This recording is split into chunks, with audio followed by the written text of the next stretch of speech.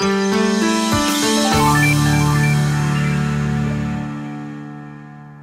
it's Mark from Lead with Purpose. So we're in the middle of September, and now there's only about 2 weeks left in the third quarter. You know, I can't believe how fast this year has flown by. I hope it's been a great year for you so far. Now, while you and the team are staying focused on finishing Q3 really strong, this is your reminder to make sure that you have your Q3 to Q4 transition meeting set so you can transition smoothly into Q4. The transition meetings are always really important to do because it gives you and the team a chance to pause and reflect upon the previous 3 months. What was accomplished by the team? What challenges did you overcome? What goals were completed?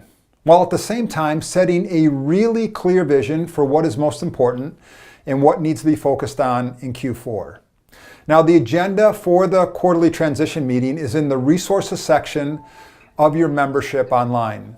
We highly recommend that you download it, print it out, and then review it with your team.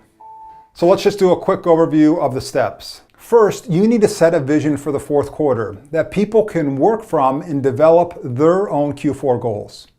So you do this by asking everyone to update the status of their current Q3 goals, and then looking at all of the Q3 goals, and then also the 2016 annual goals.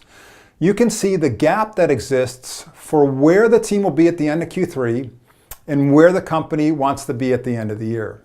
Now, from this gap, create a vision of what needs to be done in Q4. Now, your Q4 vision could be 5 to 7 bullet points or even sentences. It's whatever works for you. So in your next weekly management meeting or daily meeting, spend a few minutes and share your vision with the team. Once you've shared it, open it up to them to answer any questions they might have or add items that you might have forgotten. So once the Q4 vision is agreed upon by the team, set the date and time of the transition meeting. Logistics-wise, the meeting should be set the last week of September, or if it's really busy and you're trying to close out the quarter, the first week of October. So you need a 2-hour period to complete the meeting, which is typically held on site. You know, I would recommend doing it over lunch and bringing in food for the team. So we're seeing half of the teams doing this on their own and the other half bringing in a coach to facilitate. So if you have a coach, that's great. If you would like assistance, please contact us at coaching@leadwithpurpose.com and we will assist you. So in preparation for the meeting, each member of the leadership team should have a 30-minute meeting with their own department. Now, in these department meetings, they share with each other the top stories of people living the values and the brand purpose of the company. They also review their own Q3 goals, the 2016 annual goals, and the Q4 vision that was created.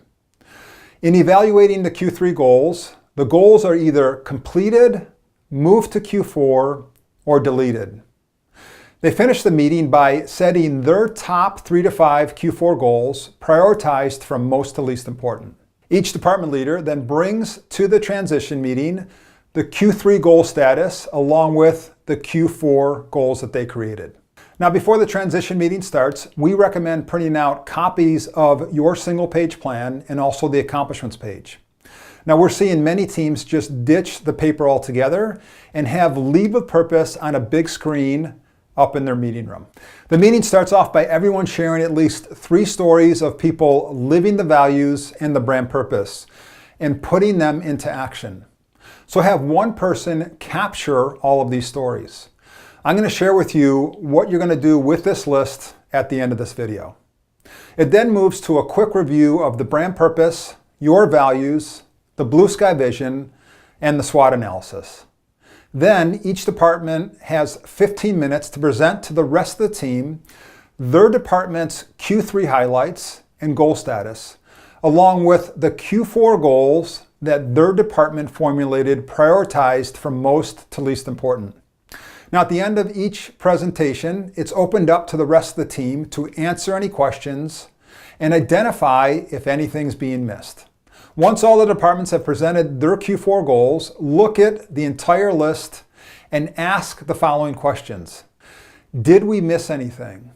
Will these goals help us to complete our 2016 annual goals? Is this too much for us to do? Is it too little? Are there any risks that we can identify right now that are going to prevent us from completing these goals? And then finally, if we completed these goals, would it be a great quarter for us? So make any necessary adjustments and then finalize the plan. Wrap up your meeting by setting a 20-minute all-hands meeting. The agenda's in the resources section of your plan online, so you and the team can share the Q4 goals with the rest of the employees. Finally, with all the stories that you gathered up front, use the list to cross-engage employees. And what I mean by that is assign a planning team member who didn't tell the original story to go to the person that the story was about and congratulate them on what they did. It will give that person a sense of accomplishment, knowing that their efforts were being recognized in the planning meeting by the leadership team. And it's going to engage them even more. So that's it for this review of the Q3 to Q4 transition meeting. You know, with things being so busy today, we often forget many of the great efforts and accomplishments by our employees and by our team. The quarterly transition meeting helps us to remember all of these great things while getting our team laser focused for Q4. So this is Mark Kohler signing off and encouraging you to go out and make it a great day.